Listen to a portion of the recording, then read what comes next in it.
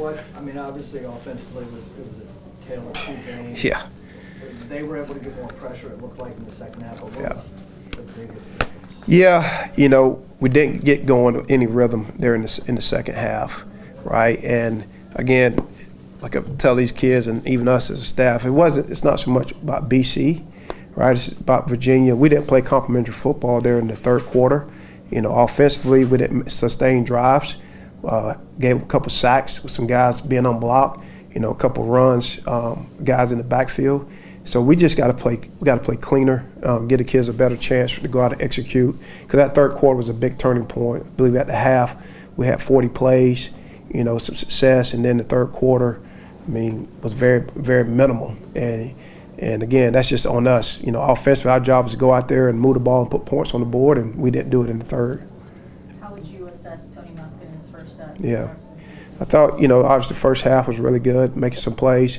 We told him, that he would have to make some plays for us with his legs. And he did that, scrambled around a little bit. It's unfortunate the Achilles heel keeps showing up in the second half a little bit. That costly turnover there with the ball thrown inside, but he fought, he tried to give us a chance in this game, and, proud of him from that regard, to battle back, from this injury. And I'm sure he's probably in pain right now, in the locker room, but more so we're all in pain because we let a win get away. How frustrating is it when you see 11 penalties, 90 yards, and a lot of those came on the offensive side of the ball? It was critical there might have been the first quarter or second quarter, if I can't recall. We're driving the ball. We got the ball down on the plus 30, and we have 2 false start penalties. And that's something we continue to talk about, and not trying to be negative towards the guys, but we talked about, hey, we have to eliminate the self-inflicted wounds as a team, and more particularly as an offense, right? The penalties, the turnovers in the second half, like we could play one really good half of football, and then another half is just kind of like confusing. It's just so we got to figure out how to get that corrected, right? The penalties, the turnovers in the second half, because it's really hurting our team, and we're not playing complimentary. You guys had the play on with Malachi late in that first. Yeah.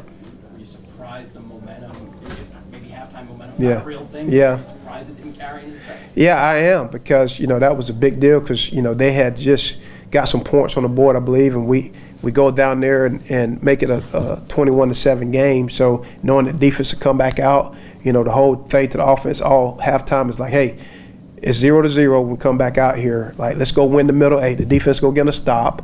Let's go out there, drive the ball, put points on the board, and continue this momentum we had coming out the first half. And unfortunately, we did not do that. Was that play designed to go to Malachi? Yeah, it was just Hail Mary there at the end. Yep. So, he was the middle guy, the jumper. Had the 2 trailers there, and Musket did a good job kind of extending it and getting the throw off. And Malachi is 6'4" he is. That's the whole intent of that, to go up there and get it. He did that. So You guys practice the 2-minute offense every day. Yep. Every day. Yep. When you get the ball back down 3, Yep. 1 timeout, Yep. 2:05. That's enough time. Enough time, because we're fully confident we can go execute that drill. We've done it multiple times. So, just I can't remember if it was first or second down, right? We had the drop with Jaden Gibson, first down. So, you get a completion there, at least you second down or whatever, get it moving. So we got ourselves behind the chains, and missed the opportunity on the fourth down. We had the dig route coming open. Obviously, we got to correct some things in the protection up front and clean that up. There's too many hits on the quarterback. We're giving up too many sacks. So we got to get that corrected as well, taking these hits off the quarterback, because we had guys open on that fourth down play. Disappointed you guys couldn't really get the run game going. Yeah, very, very disappointing in that. And part of it was we knew the quarterback may have to be able to run some for us. But, there's opportunities in that game that we didn't capitalize on in the run game standpoint. And we got to do a deep dive look at what we're doing run game-wise and how can we get this corrected, whether it's personnel, scheme, tweaks and adjustment, whatever we got to do. But the rush,